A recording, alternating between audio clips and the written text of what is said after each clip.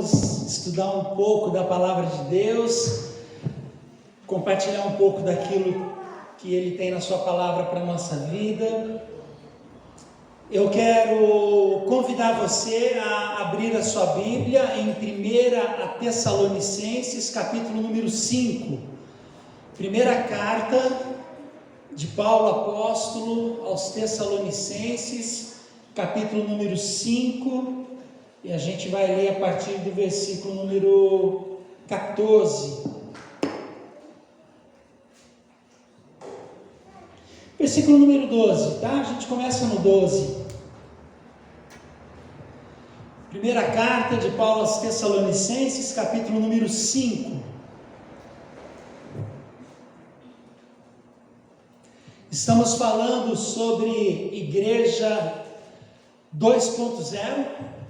Semana passada a gente conversou sobre um novo normal, com um ponto de interrogação bem grande no final. Na manhã de hoje eu quero falar com você sobre riscos e expectativas. Primeira carta de Paulo aos Tessalonicenses, capítulo número 5, começando no versículo número 12. E diz assim o texto bíblico: Irmãos, pedimos a vocês que respeitem aqueles que trabalham entre vocês, isto é, aqueles que foram escolhidos pelo Senhor para guiá-los e ensiná-los.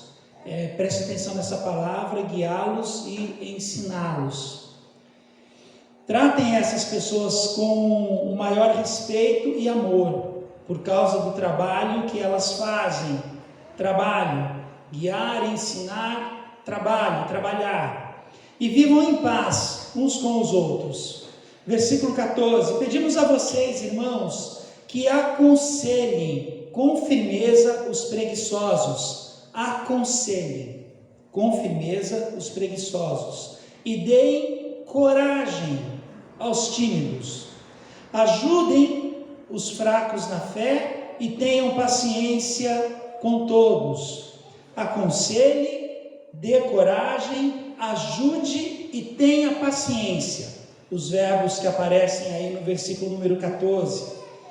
Tomem cuidado para que ninguém pague o mal com o mal. Pelo contrário, procurem em todas as ocasiões fazer o bem uns aos outros e também aos que não são irmãos na fé.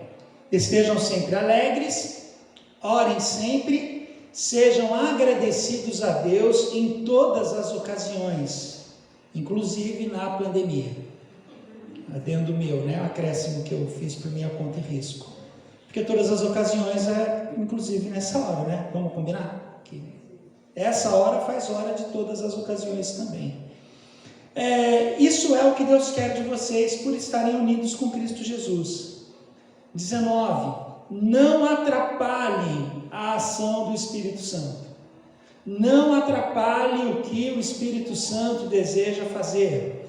Não desprezem as profecias. Examinem tudo. Fiquem com o que é bom e evitem todo tipo de mal. Versículo 23. Que Deus, que nos dá a paz, faça com que vocês sejam completamente dedicados a Ele. E que Ele conserve o espírito, a alma e o corpo de vocês livres de toda mancha para o dia em que vier o nosso Senhor Jesus Cristo. Aquele que os chama é fiel e fará isso. Irmãos, lembrem de nós nas suas orações. Cumprimentem todos os cristãos com um beijo de irmão. Peço com insistência, pela autoridade do Senhor Jesus, que esta carta seja lida para todos os irmãos. Que a graça do nosso Senhor Jesus Cristo esteja com todos vocês. Amém. Deus nosso Pai, estamos diante da Tua Palavra e mais uma vez pedimos que a Tua Palavra encontre morada no nosso coração e que a Tua Palavra produza vida na nossa vida para a honra e para a glória do Teu nome. Amém. Mas alguns conselhos muito interessantes do Paulo, algumas palavras muito boas do Paulo acerca da igreja, acerca da convivência comunitária, acerca desta dinâmica que nós entendemos como o povo de Deus deve, pode e precisa caminhar. E eu e o Renato começamos uma leitura em conjunto de um livro do Francis Chan, que se chama Cartas à Igreja, e eu quero compartilhar com vocês, eu e o Renato nós faremos isso a partir dos próximos dias, algumas ideias a respeito deste tempo novo que a gente está vivendo e dessa maneira nova de sermos igreja. E esse conselho do Paulo, essas recomendações do Paulo, vai ser o nosso ponto de partida, levando em consideração tudo o que eu falei no domingo passado. Se você não estava aqui no domingo passado, você tem acesso a isso nas redes sociais, no YouTube da igreja. Então, nós vamos dar continuidade a partir de agora nesse texto de Tessalonicenses. E eu gostaria de propor um exercício para você. Imagine que você está em uma ilha, e imagine que nessa ilha você só tem uma Bíblia na sua mão. Você, a ilha e a sua Bíblia. Imagine ainda que você começou a estudar e começou a ler a sua Bíblia. Aí, todas as coisas que você leu na sua Bíblia ajudou você a formar um pensamento daquilo que é a igreja. Então você numa ilha, sua Bíblia, você estudando, lendo a sua Bíblia, aí você começou nas páginas da sua Bíblia a compreender o que é uma igreja. A única referência de igreja na sua vida é aquilo que a Bíblia te contou e mais nada. Imagine que você é resgatado dessa ilha. Aí você é resgatado dessa ilha e você é trazido para um encontro como esse. O que você acharia? Este encontro, ele é condizente com tudo aquilo que durante anos você leu na sua Bíblia na ilha? Ou você acha que quando você chega num encontro como esse, e você abre a sua Bíblia, você diria assim, tem algumas coisas um pouquinho diferentes. Você acha que você teria mais surpresas negativas ou mais surpresas positivas com tudo aquilo que você leu na sua Bíblia acerca da igreja?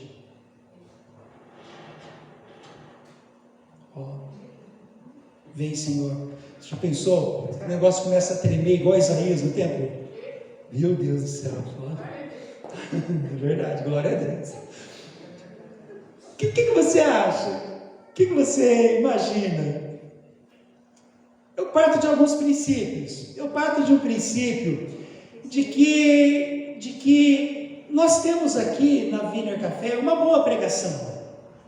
Eu parto do princípio que eu me esforço, que o Renato se esforça, que a liderança da igreja, a equipe diaconal se esforça, que a gente procura manter os olhos sempre abertos, procura abrir a palavra de Deus e explicar a palavra de Deus da melhor maneira possível. Eu acredito que quando os irmãos que lideram a adoração, eles sobem aqui em cima com uma responsabilidade grande, com temor e tremor, que eles oram antes, que eles se preparam antes, que eles nos conduzem em segurança por um caminho legítimo de adoração. Eu acredito que nesta igreja existe um amor mútuo, um amor fraternal acontecendo. Eu acredito que desde que a pandemia começou, nós temos demonstrado a nossa solidariedade, montando cestas básicas, fazendo com que essas cestas cheguem nas mãos das pessoas que precisam. Nós temos aqui o pastor Rodrigo, que trabalha diretamente com intensidade, junto com a Jennifer e com a equipe que está lá ao lado deles. Nós ontem fizemos um trabalho muito bacana com o departamento infantil da nossa igreja, onde as professoras tentou alcançar o maior número possível de crianças, e as crianças foram lembradas nessa data do Dia das Crianças. Então, eu parto do princípio de que nós temos uma boa igreja.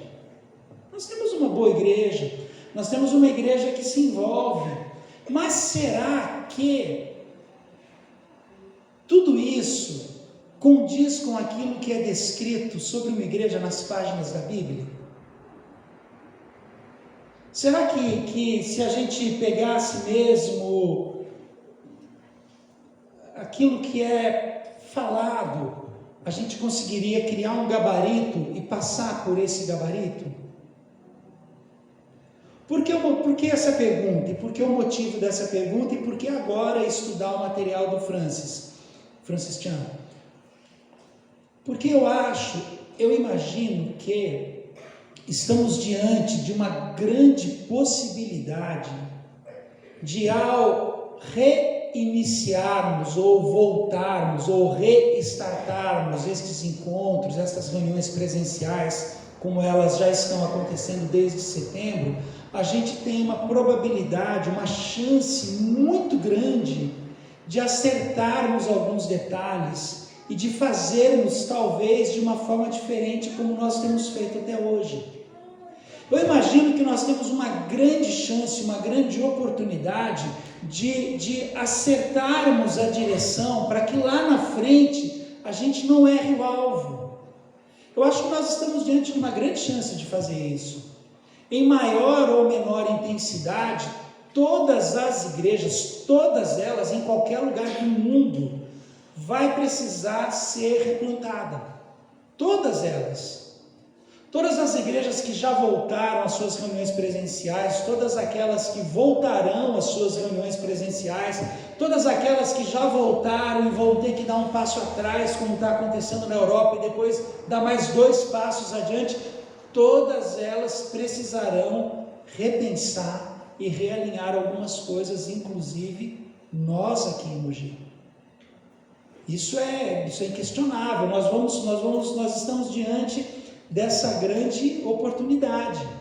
E meio que esse tempo todo de reclusão que a gente teve, toda essa pandemia, tudo isso, meio que isso foi uma boa peneira, muito boa, para a gente saber de fato com quem a gente vai contar e que direção a gente vai seguir. Alguns irmãos, legitimamente hoje, estão em casa, impossibilitados de estarem aqui. Posso citar o Fernando, vocês sabem a situação de saúde do Fernando. Posso citar o tio Cláudio, vocês sabem a questão de idade do tio Cláudio, as questões de saúde dele. Podemos citar a Eide, que hoje estaria aqui conosco. Eide, fique bem logo. Podemos citar a Maria, mãe dela. Podemos citar vários irmãos que não estão aqui, impossibilitados. Mas também, se a gente fizer um exercício sério, a gente vai lembrar de muitas pessoas que não estão aqui simplesmente porque não estão. E existe uma grande probabilidade de que elas não mais estejam nos próximos meses.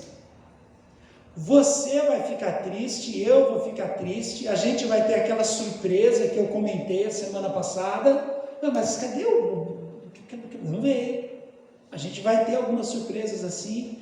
Então eu acredito mesmo que nós estamos num bom momento para que a gente consiga realinhar algumas coisas. A culpa é da pandemia. Não, gente. A pandemia não é culpada. A pandemia revelou aquilo que estava oculto no nosso coração. A pandemia não é culpada. A culpa é do diabo. Não, gente. Culpa de muita coisa que você faz é sua mesmo. O diabo surfa em ondas que você cria na sua própria vida. Então não é culpa da pandemia. Acho que está sendo uma peneira muito boa e a gente realmente vai poder recomeçar de algumas formas bem diferentes e bem boas. Dentro desse processo, quais os riscos que a gente corre? Quais os riscos que eu corro, Renato, Cláudia, Márcia, as nossas esposas de pastores, a Jennifer? Quais os riscos que as nossas esposas, quais os riscos que os pastores, quais os riscos que os nossos filhos, quais os riscos que você corre ao longo disso tudo que a gente está passando e ao longo de um processo de replantar uma igreja? Quais os riscos? Primeiro risco que eu alinhei aqui: o amor de muitos pode esfriar. O amor de muitos pode esfriar. O risco que eu corro na mesma proporção que você corre é que o nosso amor esfrie. É que a nossa intencionalidade de dar um passo em amor em direção ao outro esfrie. É que a nossa intencionalidade de dividir e repartir o que o Senhor nos deu diminua. É que o nosso desejo, a nossa sede por Deus diminua. A nossa oração intencional, devota, joelho dobrado no quarto, na beira da cama, diminua. A nossa busca pela palavra, para as respostas mais angustiantes do nosso coração, diminua. Qual é o risco que nós sofremos? Que o nosso amor diminua. Aí eu levantaria a mão. Semana passada minha irmã terminou a reunião e falou assim: você já assistiu o Jovem Sheldon? Porque eu disse, eu não assisti ainda, mas a segunda Arlete é uma série extremamente boa. Diz que o Jovem Sheldon vai no culto, aí o pastor está pregando, o pastor vai pregando, o Sheldon toda hora levanta a mão e quer fazer pergunta. Se eu acho que eu seria ele. Aí exatamente agora eu levantaria a mão e falaria assim: escuta, mas você acabou de dizer na sua introdução que nós somos uma igreja amorosa, que nós estamos estendendo a mão, que nós estamos ajudando. E eu responderia para você: é verdade, nós somos assim mesmo. Começamos na pandemia arrecadando em média 19 cestas básicas. Foi caindo. Mês passado nós arrecadamos 4 cestas básicas. As coisas daqui para 2021 vão piorar. E eu e você corremos o risco de achar que as pessoas não precisam mais de ajuda. Eu e você corremos o risco de esfriarmos o nosso amor. Então eu diria para você o seguinte: somos sim uma igreja amorosa, mas eu não consigo comparar, por exemplo, o texto de João com a nossa igreja, que diz que o Senhor Jesus seria conhecido pelo nosso amor demonstrado na vida dos demais. Nisso conhecereis que vocês são os meus discípulos, quando demonstrar-vos o amor uns para os para João 13:35. Anotei aqui para eu não esquecer. Qual é o grande risco? O primeiro grande risco é que o nosso amor esfrie. Absurdo esse risco, mas primeiro grande risco. Segundo grande risco é que a gente crie ao longo de todo esse período, inclusive esse que nós estamos começando a voltar, a imagem de um grande guru que represente, ou me ensine, ou me doutrine, seja alguém numa reunião presencial, seja alguém virtualmente nas redes de YouTube, rede social, alguém que você ouça, dobre os joelhos, se debruce, o grande guru, o grande ícone. Irmãos, a igreja do Senhor Jesus não pode depender de um. Esta igreja local não pode depender de mim, ou do Renato, ou do Givaldo, ou do Jorge, da Elza, de quem quer que seja. A igreja do Senhor Jesus precisa depender de Jesus. Ele é o cabeça da igreja e ele distribuiu dons para que a igreja se edifique. Agora, qual é o grande risco? O grande risco é que eu idolatre alguém na minha vida.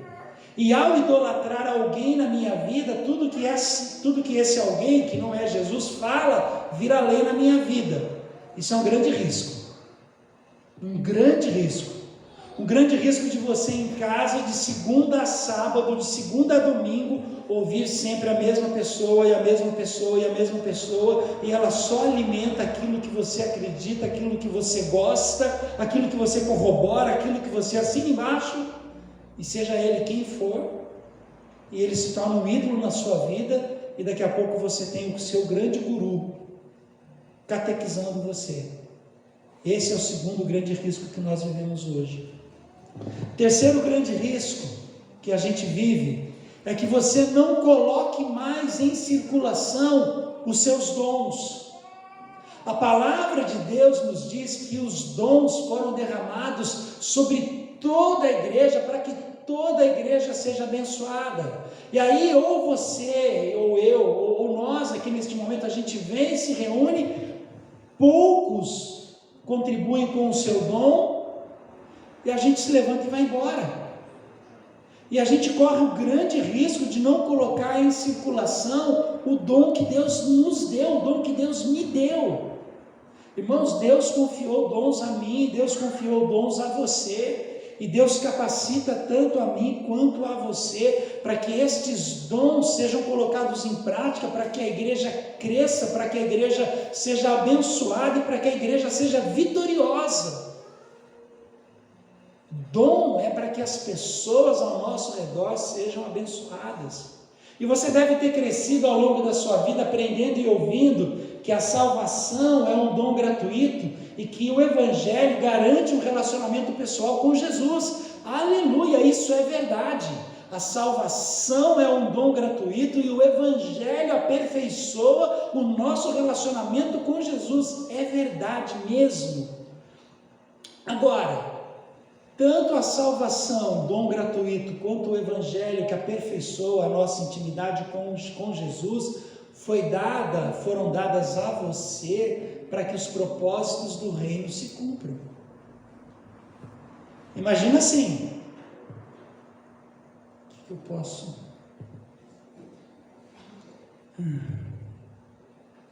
Imagine assim, que a graça, que a salvação é um pé de tênis de futsal. E o Evangelho que vai manter você perto de Jesus é o outro pé do tênis. Então você tem dois tênis maravilhosos. E você pensa, uau, agora eu vou conseguir andar por aí, caminhar por aí, vou chutar pedras, vou brincar no campinho de futebol de várzea, vou levar o meu cachorro para passear, porque afinal de contas eu tenho um par de tênis maravilhosos e este par de tênis vai me servir. E aí o Senhor Jesus vai dizer para você assim, não, calma. Esse par de tênis que eu te dei, essa graça salvadora e este Evangelho que aproxima você de mim, não é para sua curtição. Eu estou dando para você uma ferramenta para que você calce esse par de tênis e venha para a seleção principal. Você está calçando esse par de tênis que é para você entrar em campo do meu lado, no meu time, para a gente ganhar de goleada. Aquilo que o Senhor deu para mim e para você são ferramentas para que o reino dele venha e para que a vontade dele se cumpra. A salvação graciosa que eu e você recebemos e o Evangelho maravilhoso que nos aproxima de Jesus não é para nossa curtição. Eu entro no quarto, começo a ler a Bíblia, começo a transcender e as luzes piscam e o gravetinho no monte trepida. Não. Eu dei essas ferramentas para você para que você vá para o campo de batalha. Então a gente tem um risco muito grande de não colocar em circulação os nossos dons, de criarmos a imagem de um grande guru na nossa vida e de permitir que o nosso amor se esfrie. O risco que eu e você precisamos vencer em oração com o joelho dobrado. Quem está de pé, veja que não cai. Veja que não cai. Dito isso, se esses são os três grandes riscos, quais são as três grandes expectativas ao voltarmos e a gente está aqui agora? Minha primeira grande expectativa é que todos nós consiga adorar a Deus de verdade, cantar mesmo, cantar mesmo, assim, adoração de verdade mesmo.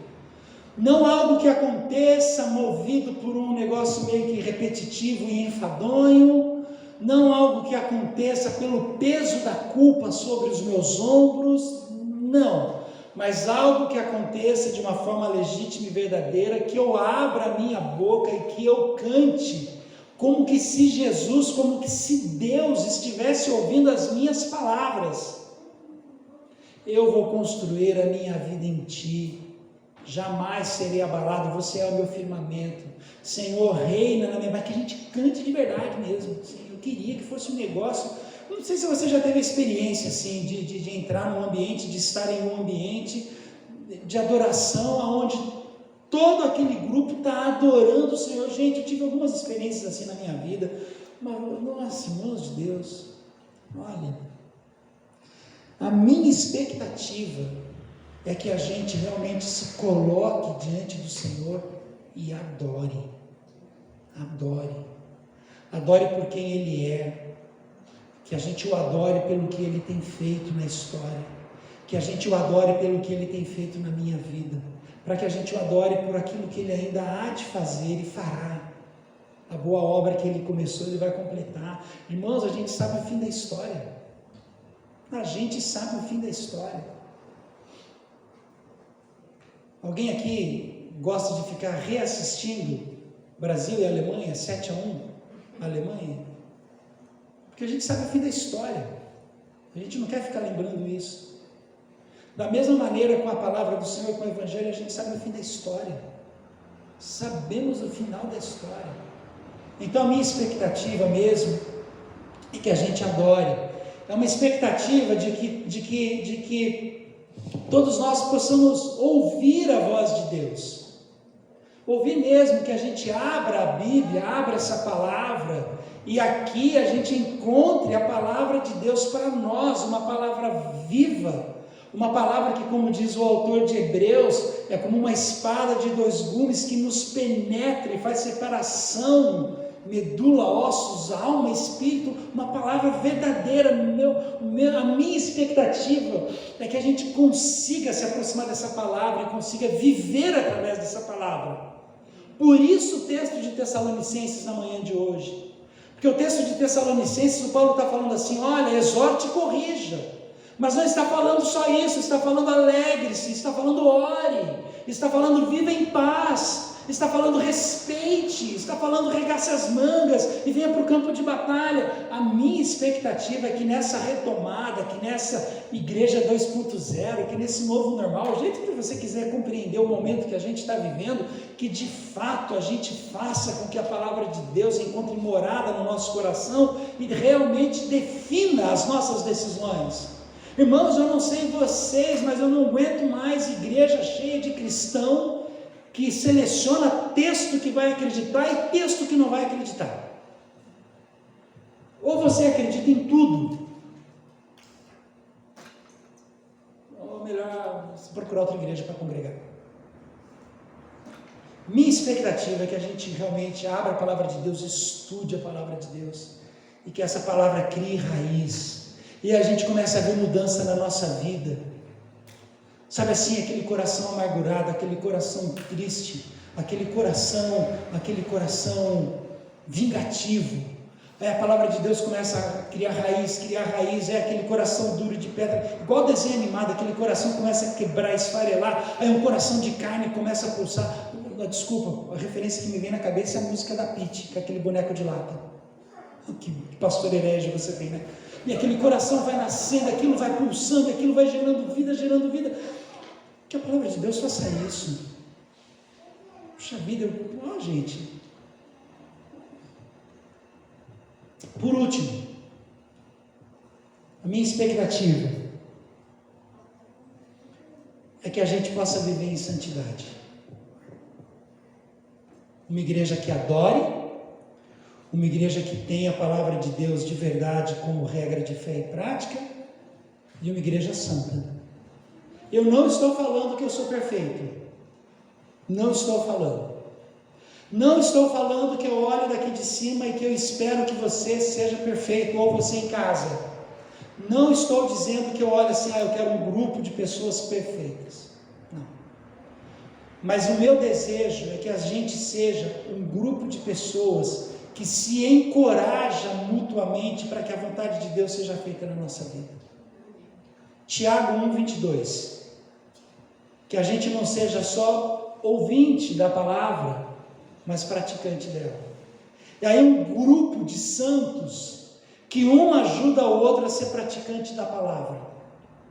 Sem acusação, sem dedo no olho, mas orando, intercedendo, clamando, estendendo a mão e ajudando. Escuta, eu sei que você tem uma dificuldade, uma limitação na sua vida, vamos orar por isso. Uma igreja assim, que vive em santidade, que busca a palavra de Deus e que adore. É difícil? Não sei se vai ser fácil, Mas eu estou disposto a tentar. Estou disposto a tentar que a gente recomece todas as nossas atividades. As crianças voltam só o ano que vem. O mês que vem a gente tem eleição da diretoria. Nós teremos mais diáconos trabalhando conosco. Nós teremos outras pessoas envolvidas nas demais áreas da igreja. Mas é que a gente recomece pensando nisso. Quando a gente se ajunta, a gente vai cantar com o coração. Com o coração, assim, de verdade. Irmãos, não é muito bíblico assim, mas eu me lembro, eu tinha 18 anos de idade. E 18 anos de idade, quando eu tinha 18 anos de idade, é bastante tempo atrás. Ainda existia desfile do 7 de setembro. E eu servia o exército, o tiro de guerra, na época do desfile. Chegava nas vésperas e chegava no dia 7 de setembro, você vestia a sua melhor farda. E, gente do céu, a gente botava aquela farda, um armamento brilhando, o coturno dava para você pentear o cabelo, parecia um espelho. Aí dentro do quartel, lá no tiro de guerra, entrava todo mundo em formação, todo mundo.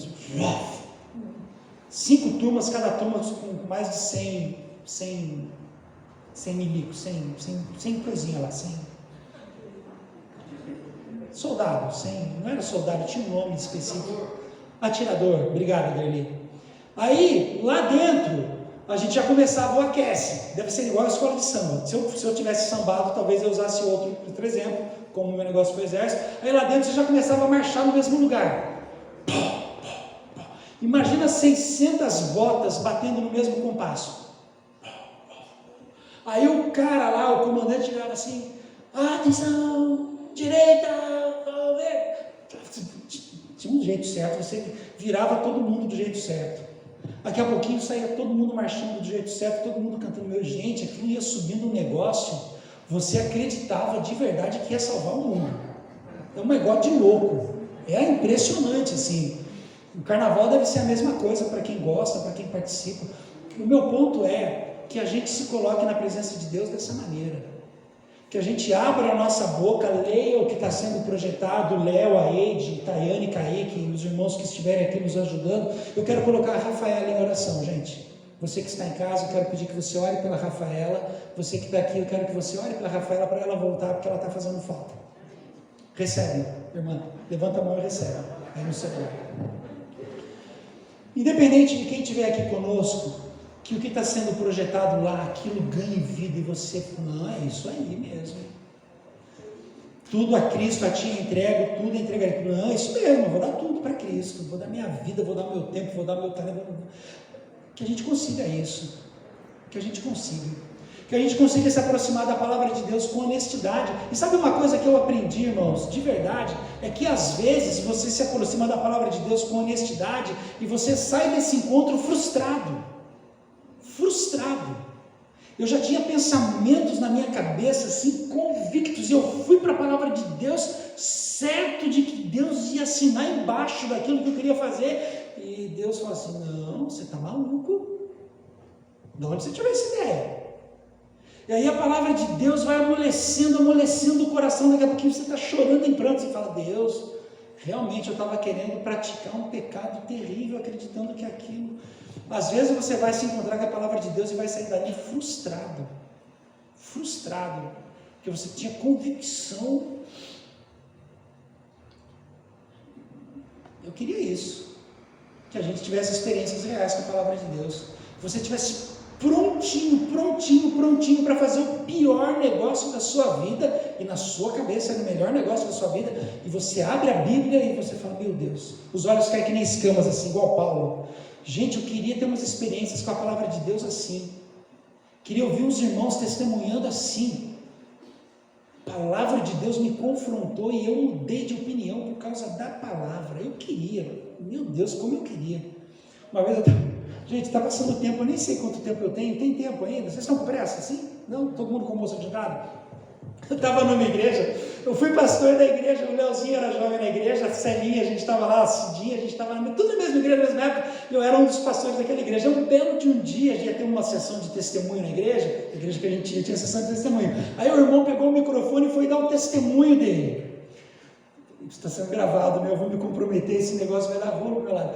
Aí o irmão foi dar o testemunho dele. Aí o testemunho do irmão é o seguinte: irmãos, glória a Deus e tal, aquela coisa toda, o crentez afiado, cada qual com o seu vocabulário. O irmão vira e fala assim: então, irmãos, eu fui final de semana para Mogi, para Bertioga com a minha família. O meu Opala estava com o documento vencido, os 4 pneus careca. O irmão contando isso no púlpito. E eu ali me contorcendo. Eu falei assim: meu Deus, como é que essa história vai acabar? Como é que essa história vai acabar? E aí ele contando que foi, que daí a família juntou todo mundo, que conseguiu levar os sobrinhos, que o porta-malas, o carro abarrotado de coisa. E aí qual era o testemunho dele? Que ele conseguiu passar pelo comando, sem ser parado. Eu falei assim: meu Deus do céu. Eu queria, gente, não queria ouvir uns testemunhos assim, eu queria ouvir uns testemunhos. Olha, eu estava com o carro pronto, família animada, a criançada com óculos na testa, boia na barriga, pé de pato. Aí a hora que a gente foi entrar no carro, eu vi que o pneu estava careca, eu dobrei o joelho, fui orar e Deus mandou eu não ir. Eu queria ouvir uns testemunhos assim, eu queria. Eu estava prestes a assinar negócio com aquele camarada, assim, assado, e Deus falou: olha, e eu não assinei negócio. Eu queria ouvir umas histórias assim. Histórias de que a gente encontra a palavra confronta. Eu acredito que a palavra de Deus tem poder para isso, assim, de nos confrontar. Acredito mesmo. Casal, essa história é boa pra caramba. O casal chegou lá em casa, eu e a Márcia estávamos em casa, sentados, na casa que eu moro hoje, inclusive. Aí o casal chegou, casal novo mesmo. Já namoravam há bastante tempo, aí por causa de uma série de pregações que a gente estava fazendo na Vineyard na ocasião, a gente esbarrou na questão de sexo antes do casamento, pureza, esse negócio tudo que a Bíblia ensina, que é tudo verdade mesmo. Isso foi no domingo. Chegou na terça-feira, o casal vai em casa. Falei assim: oh, que surpresa boa e tal. E o casal veio e falou assim: então, a gente está um pouco preocupado pelas coisas que você falou no domingo.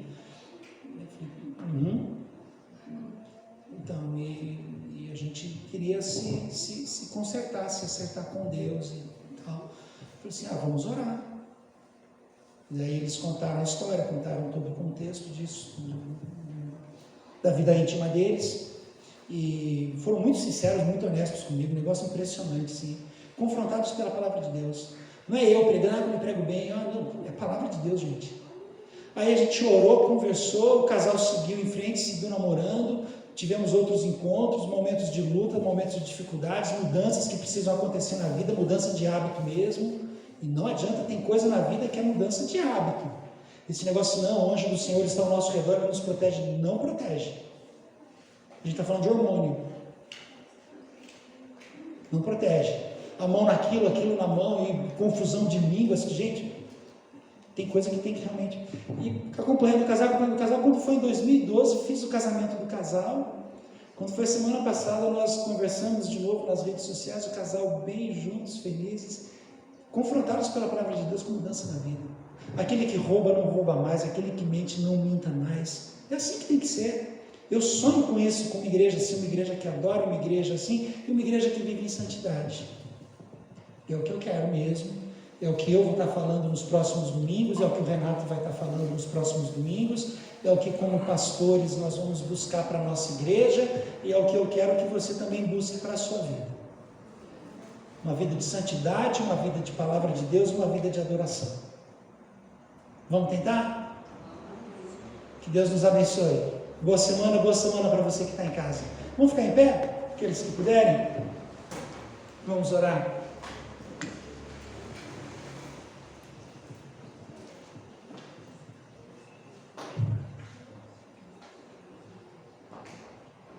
Deus nosso Pai, que o Senhor nos ajude a termos bons propósitos na nossa vida e que o Senhor nos ajude a seguirmos em frente na Tua direção, sendo a Tua igreja e fazendo a Sua igreja acontecer. Que o Teu reino venha, a através da nossa vida, para a honra e para a glória do teu nome. Amém. Amém. Uma última coisa antes que eu esqueça. Tem idade para começar? Não tem. Não tem. Eu me lembrei, enquanto eu estava orando, me lembrei de uma outra história. Um senhor, pelo menos uns 12, 15 anos mais velho do que eu. Um dia nós entramos na minha sala, nós sentamos e nós oramos. E ele falou assim: eu preciso de ajuda, eu preciso que alguém ore e me acompanhe, porque eu estou com uma dificuldade assim na minha vida. Ele explicou qual era o problema dele. E se não tiver alguém em oração comigo, eu não vou vencer. O cara tinha idade para ser meu pai, quase. Não tem idade. Então não pense assim: eu estou velho e acabado. Não tem idade. Não tem idade. Beleza? Boa semana.